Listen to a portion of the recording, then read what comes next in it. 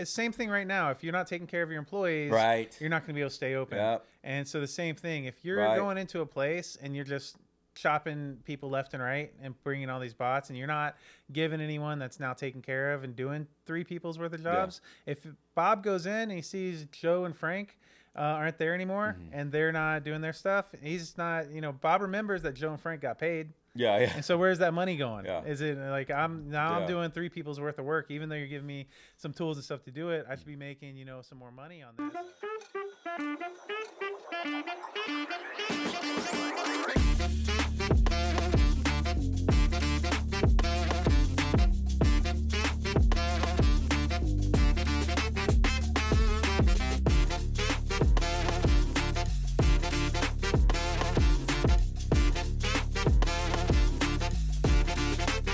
This is another episode of Restaurants Unconfidential. I'm Norwood. You can find me on socials at Old South Out West, or check out my restaurant at Baby Bear Biscuit CA. This is my amazing co-host. My name is Javier. And I guess you could find me at Cheddar Suite, Javier. That's right. You could always email me. I make myself available for any email if you just want to talk. If you just want to reach out and say what's up. It's trying times right now. If you just need someone to talk to, Javier is there. I'm for you. available. He's there for you. And we have dogs. Look, we have. Yeah, we've got our little bits of positivity. Got Shannon Jr. coming back to another episode, giving guest production assistance. Yeah. So we want to reach out and say thank you to you two. We got lots of kibble and treats for you. Yes, ma'am. There you go. We are Restaurant Confidential. If you're listening to us, you like it, hit us up with a 5 stars and subscribe so you don't miss out on our next episode. This is our last episode of this series, so we got another one coming out soon. Restaurants are running smoother. Delivery becoming cheaper and quicker. And a robo bartender making James Bott .007, his motor oil martini, shaken not stirred, of course, are all ways we've talked about tech making our lives better. We've showcased the brave new world we're stepping into as restaurants really start to embrace tech and move into the modern world. But what are we leaving on the table? What are the big millions in the margin style uses for these modern tools that you can take to take your business to the next episode, or take your business to the next level? This episode is taking you to the next level, upgrading your business, or just describing what stairs do. We have, we're excited to kind of wrap up we had AI talk. We've been talking about delivery drones. We had an amazing interview with Ben Thine. Flytracks. Yeah, that was great. Yeah, so It's all been tech. It's all been tech. Beeps, bops, and boops. Quick fire, Javier. What is the last tech thing in restaurants that made you go, damn, that's pretty cool? Oh, I don't know if it was damn, that's pretty cool, but robotics taking over completely, they have a Taco Bell that I've seen. It's in Brooklyn Park, Minnesota. It's fully automated. People just pull up, you put what you want. The food just comes down in a bag. It's just done. It's there for you. Yeah, it's kind of like almost looks like a old school bank. Yeah, with the, like an tubes. ATM. There you go. Yeah. And then the McDonald's. There's one in Fort Worth, Texas. So these companies are trying it out. They're testing to see what that would be. That was the kind of cool, like, oh my gosh, we're there now. That is cool. Yeah, because test it out, kind of break ground, see what went right, what went wrong. Next step, it rolls out a little better, but it's the starting steps. So like mine, in-house TVs, the network switching when they go to commercials. So like watching like college football on Saturdays, and then instead of going to their network commercials, it picking up and switching to your in-house commercial system. So it's whether it's doing your specials, any sorts of video that you want to specifically play, and being able to pick up on that and like get that out for you. We got to get them on the show. That's cool. Yeah, the first time I saw that, I was like, wow, that is super cool. Like they're doing their ads, like it's popping up, it's seamless. Yeah. Like and then the fact that it was so seamless made it look like, you do your ads during That would be sacrilege to cover up a Super Bowl ad, but to have your ads smoothly go in those places, like during a big thing like that, Yeah. it gives a lot of like you automatically, even if it's your in-house, you're a single unit kind of business, it makes you look like all of a sudden you're as big as any of those national companies that are doing the advertising on Yeah. that channel. I like that you own the space, you're paying the rent. You have all those eyeballs you already are, Yeah. you're feeding. It's like, why not promote yourself even more? Not some other company on your commercials. Yeah. That's smart. So this episode is a play in 3 parts. We're going to talk about using the tools and systems we've been talking about to track, organize, and apply analytical data to your space. Using technology to add new and take your existing services next level. And finally, we're going to hop on the nostalgia bus and do a recap of the series on restaurant technology. But to quote Shakespeare, all the world's a busy kitchen, and we are but line cooks. It's opening curtain on this episode of Restaurant Unconfidential. Javi, Yes. we talked about analytics before, but sometimes the idea can become abstract to folks listening. What are some real ways you've seen analytics used and collected and then applied in the restaurant space? I think some of the best ways I've seen it used are through rewards programs, loyalty programs. It's actually giving people back. Like, you come, you spend so many dollars, you order so much from me, I'm going to give you some of that in return. With apps and all of the easier way of tracking it and keeping it, every time I go to the store and use it, I think it's the smartest, one of the smartest tools and ways we're using technology right now for that. How do you see like a mom and pop capturing some of that data and like having do you see like apps being affordable enough? Like, because that's something I've never really messed with. So how like to get a an app like for my like I have 2 taqueria spots say, and how do I get an app that I can use to have customers start getting that data and stuff? Like what's like a basic cost, or like kind of like what's the I'm new to this, diving in. Okay. Like, kind of open that up for us. I think first you're going to find a lot of POS systems now are offering different levels of integrations, of additional help. You want loyalty, you want rewards. Well, we have a partner that can bolt on to your software and do that. Nice. So and I would say somewhere between $50 to $250, you're going to get a good piece of software that's going to do that kind of loyalty, rewards, all of that. But it's getting even further where it's not just one program. It's all getting tied together. Like maybe the menu app or the company that's delivering for you is doing also the rewards part and stuff. So yeah, That's cool. it's just integrating apps and sourcing the data is like So a it's big using thing. Integrating using those third party like delivery apps or the menu like kind of like spots people can order through, and then using what they have and stuff before you go in. So like the gaming algorithm, put that down. That's a huge one. Yeah. And you were at Apple. Like you guys started playing and tinkering with that. We also had a whole set of developers and stuff to do the app so fresh for us. So like and that's how like thinking as a small business owner where you don't have a spare set of developers or something like that, to be able to get in that to Pick up know the software. to see that like the best way is to kind of take advantages to jump onto like the stuff you're already using, and it's more than likely the Uber Eats, the Yelp, the Grubhub and stuff has that integrated stuff. I've really noticed 2 different mindsets. One is I have so many other things I'm worried about. The last thing I want to worry about is tech, so I'm going to want the one all-in-one or out-of-a-box solution. There's that, and there is that's I understand that. There's opening up a restaurant for sure, and like you have to tackle even that whole tech side of it. That's a whole nother world to them. So I understand that. The other side of it though is people going, this is 2025 now. I want it customized. How can my phone be more customized than my business POS system? So, I see that side of it too, where you're going to have. So I think the whole industry and technology is playing on both. Yeah. It's offering Super it's offering interesting. both. Nice. What do you anything else you want to dive into on that? I know, you're definitely a great resource, like having been like in really like the frontier of a lot of this stuff. And like we talked about before, I think tracking inventory, purchasing habits, that's going to be a big way that we're going to see a lot of this data collected and analyzed and what it's for. But it's just going to be mainly, I think, to just streamline your business, tell you where you can cut costs, where you can, not be wasting. Right now, we're doing it all manual. And if Yeah. something goes out the back door and it's theft and it's waste, you literally just log it and go, it is what it is. Yeah. This will catch things a lot quicker. That's where I Show think trends that, and yeah, patterns and stuff. And quicker, yeah. there's more minor things to your site before it becomes a bigger problem. Your schedule, Yeah. your ordering, everything. So if you correct, the quicker you can correct it, the less you're going to waste, the less Totally. you're going to spend. Yeah. Wow, so it's easy to see how data has become such a big business. So to liven things up, let's jump into how technology can be used to add to the guest experience. How can our listeners use emerging tech to bring a little more razzle dazzle, a little bit of that razzle dazzle To your to the space? space? Yes. So what about Norwood? What do you think? So lower costs, Right.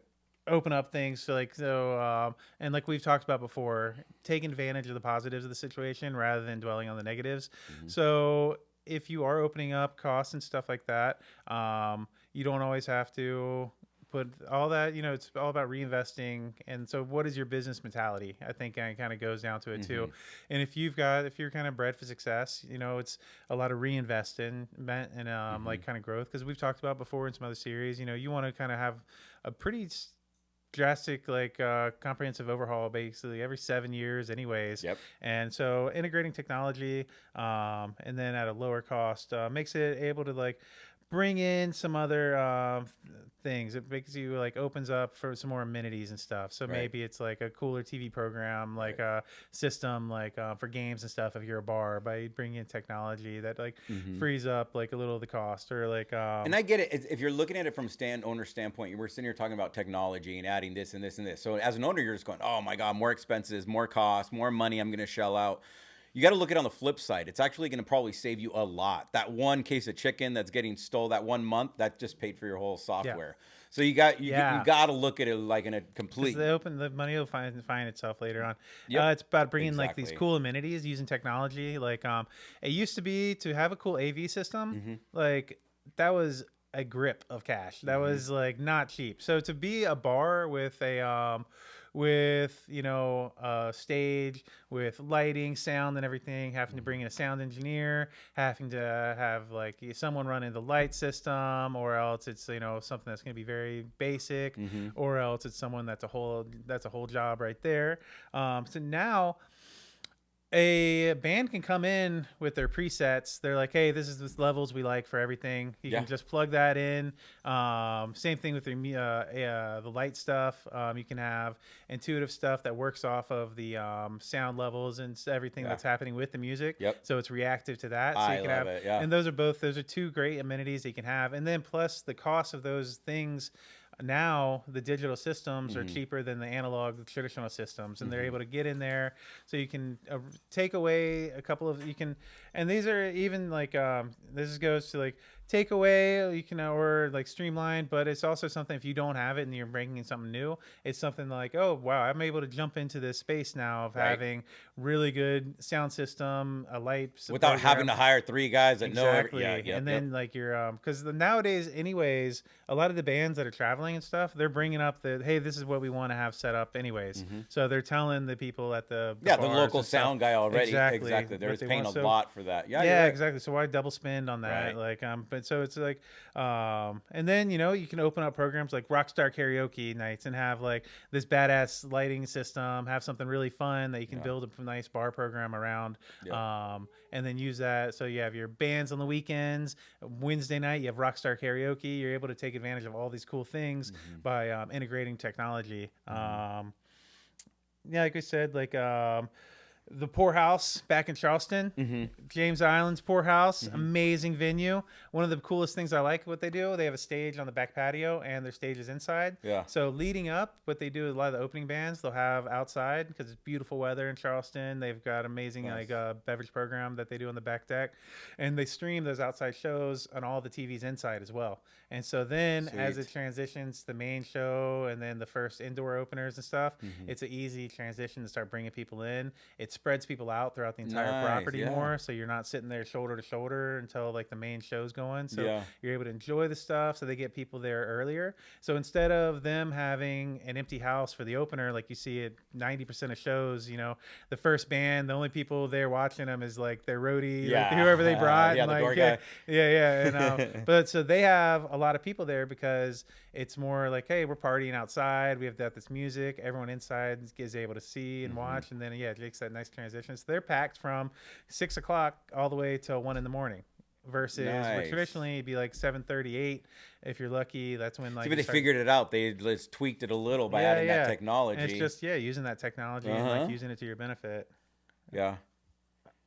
And then digital menu boards are badass. Like you get a Chromecast, Oh, yeah. Apple TV, or They're something so like that. easy now and great. Yeah, you can do it from your phone. Like you don't need to even spend a lot of money on. You can have a slideshow or something. You can have the whole on a thumb drive. You can have all your digital menu graphics, and then just click over and stuff. Yep. You know, it's stuff that like literally for $50, you can. It's like a turn simple any JPEG TV. on a whole. Exactly. Yeah, it's beautiful. Any Big TV old you can monitor. turn, like this monitor we're having in our studio. Like you could have that be a menu board by just putting in a little thumb drive, or you can have it live update a capability by doing a Chromecast. Like, And nowadays, I love it. You could everyone knows how to take that drive back home, plug it in their laptop, change prices if they need to, reboot it in the morning. It doesn't take some mad scientists for them to update their own pricing and set these things up themselves. yeah. For my space, I use an example.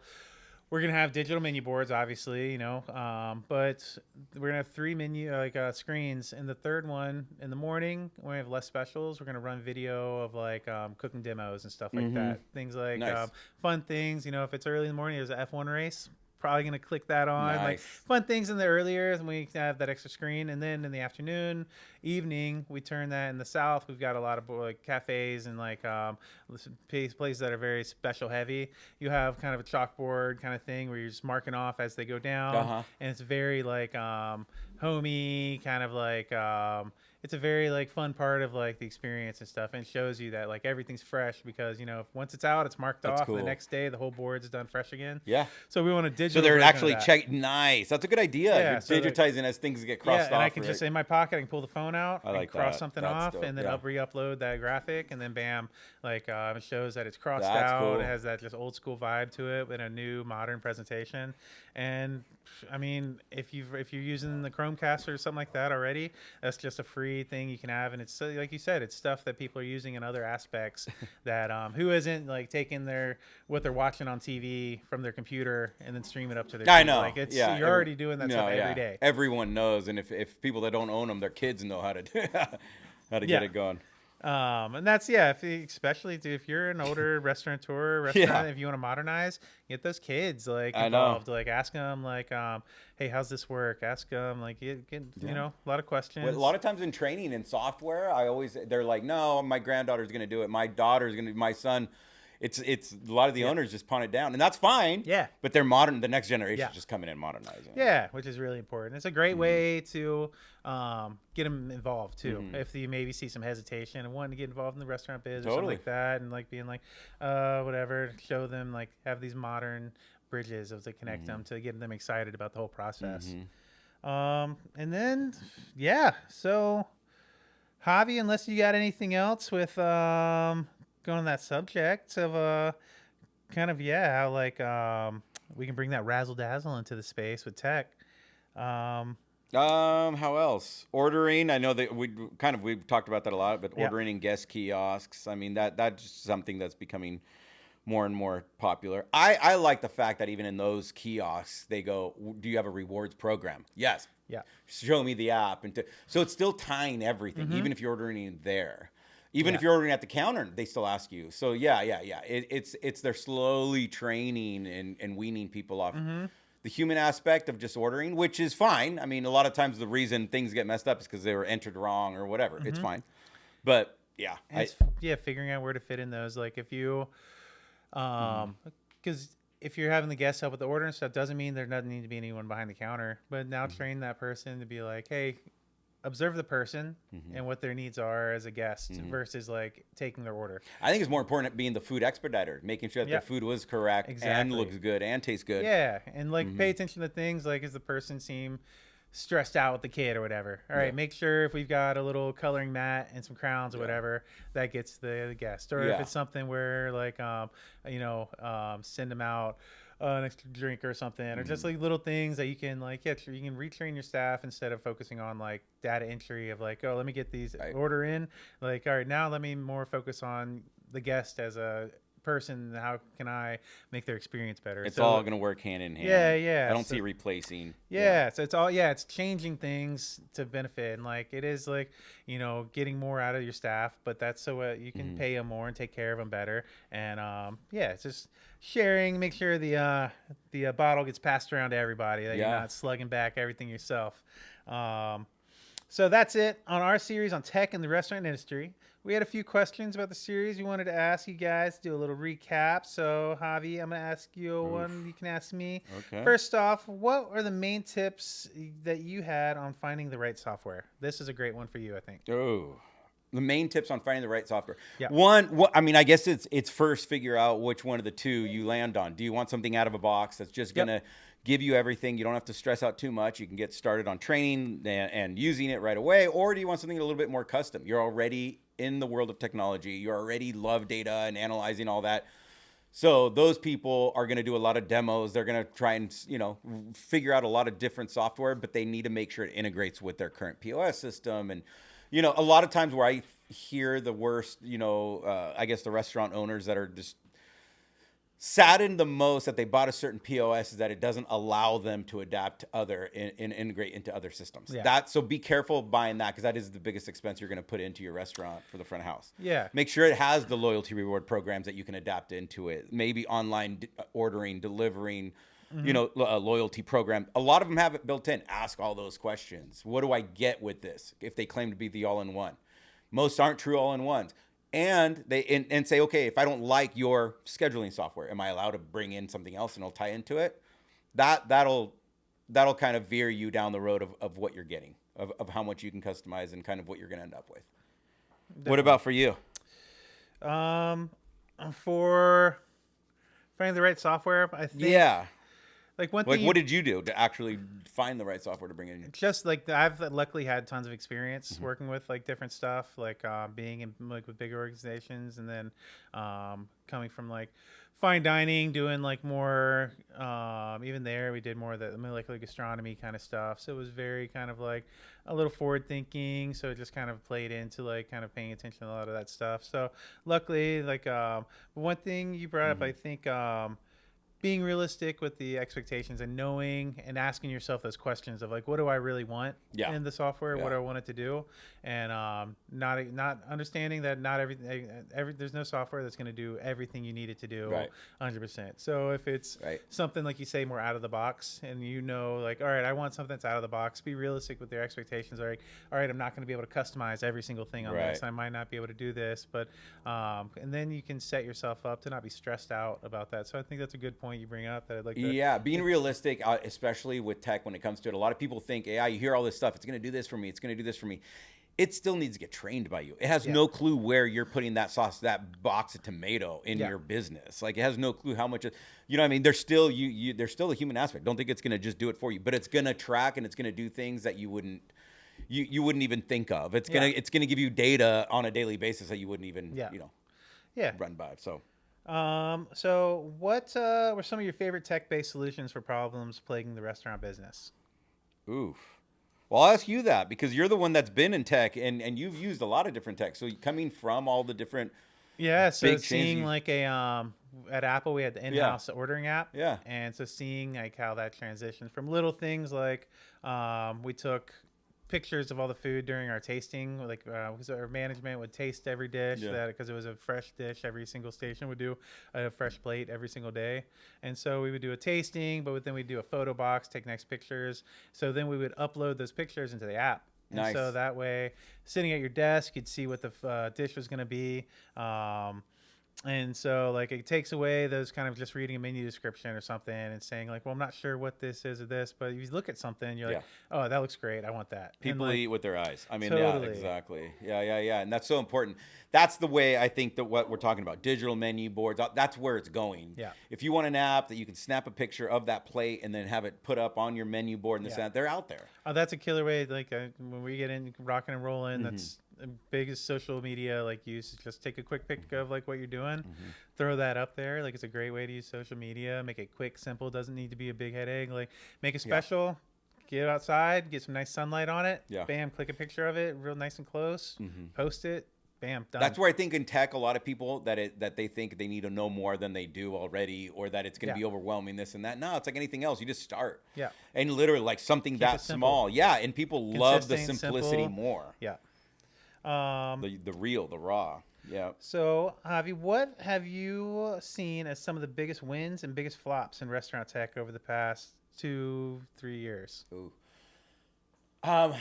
I don't like the one thing that I keep seeing is the all-in-one POS system, and I'm not sure if it's a, like I said, it's a win for some people, but it's slowly, even those people, it's becoming a flop, because at the point you start learning what it actually does, your level of technology also elevates in a lot of these owners. Yep. So they go, now that I've already figured this out, I want a deeper thing, and they go, well, we can't integrate with that. You get the all-in-one, it's all or nothing. Yeah. I don't think that's smart. I think it's would be a better play to say, here's the all-in-one. If you move on beyond that, well, you can also, it's like giving somebody the default, software that they need on their system, then still being able to adapt. So I really think I totally think it's a great perspective too, because once everything's crazy the first time you're looking at it, but use it a couple times and you're all of a sudden like, oh, okay, all these features I get now. now I need this too. Yeah, I want to take these.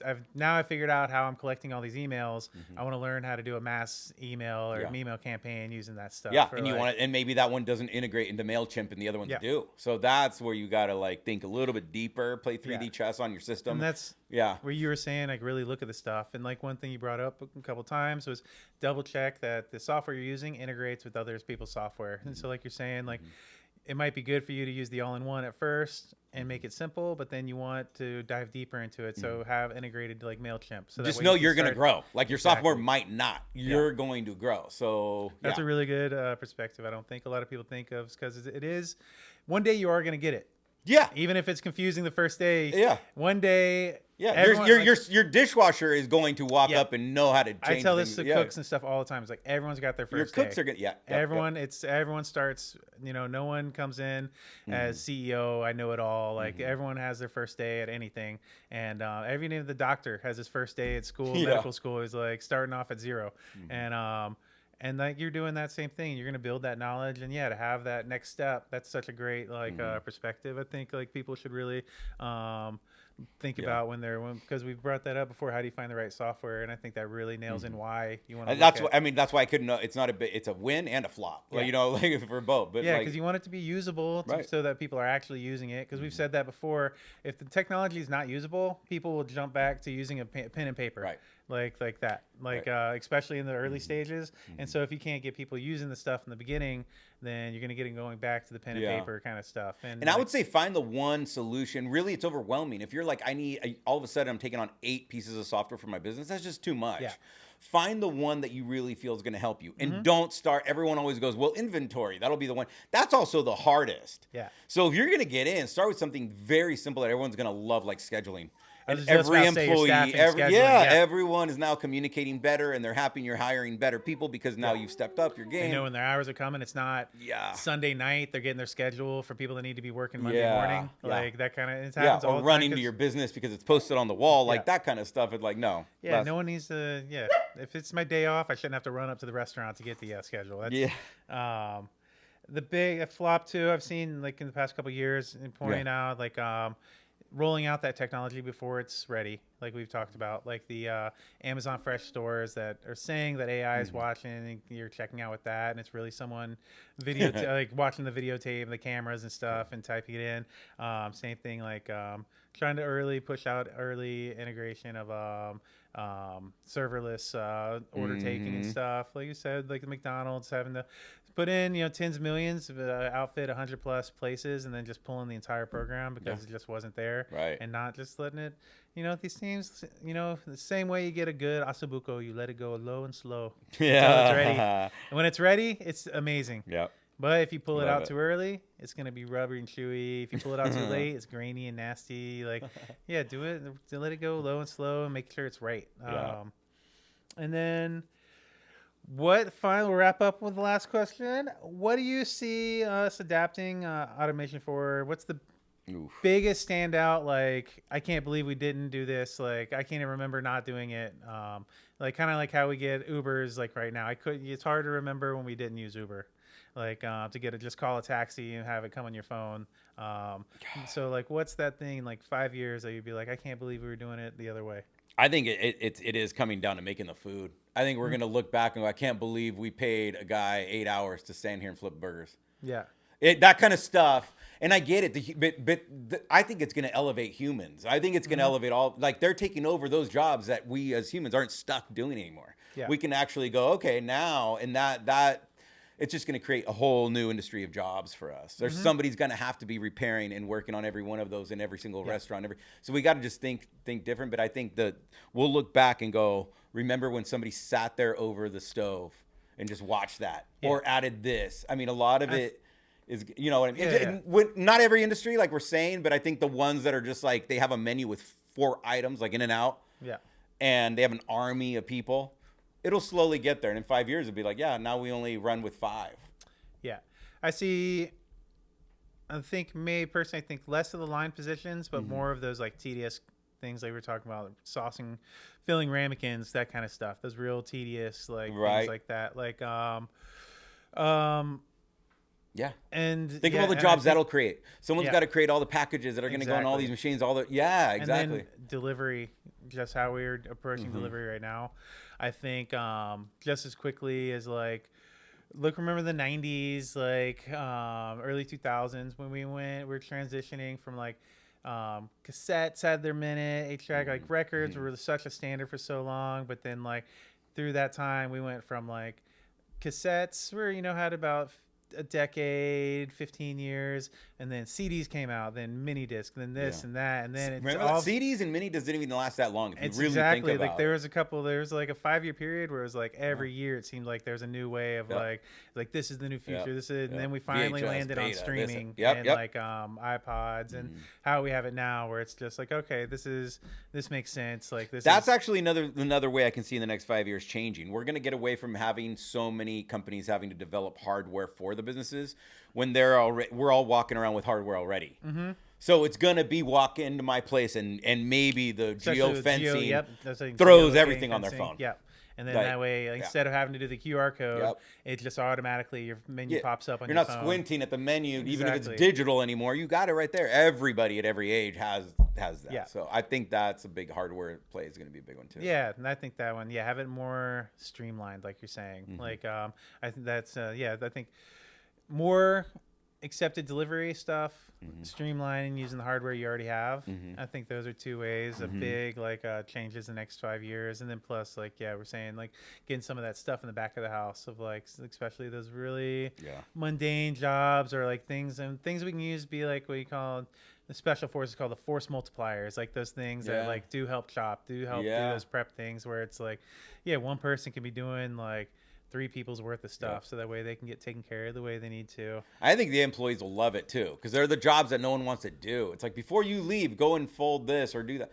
It's going to be the same thing right now. If you're not taking care of your employees, you're not going to be able to stay open. And so the same thing, if you're going into a place and you're just chopping people left and right and bringing all these bots and you're not giving anyone that's now taken care of and doing 3 people's worth of jobs, if Bob goes in and he sees Joe and Frank aren't there anymore and they're not doing their stuff, he's not, Bob remembers that Joe and Frank got paid. Yeah, yeah. And so where's that money going? Yeah. Is it like I'm Yeah. doing 3 people's worth of work, even though you're giving me some tools and stuff to do it, I should be making, some more money on this. Right. And so the places that aren't taking care of people like that, I think it will level out, and you're going to lose people. And Right. you're not going to be able to keep staff. Just like if you don't talk with people with respect and take care of people now, like you don't keep staff, and you Right. can't stay in business without staff. So even if you only need 2 people now, Yeah. if you're still a bad business like manager and can't take care of people the right way, you still need 2 people. Yeah, And you're not going to I'm be more able to. curious of what it's going to do cost wise. Like, Yeah. I get it's going to replace some of those jobs and stuff, and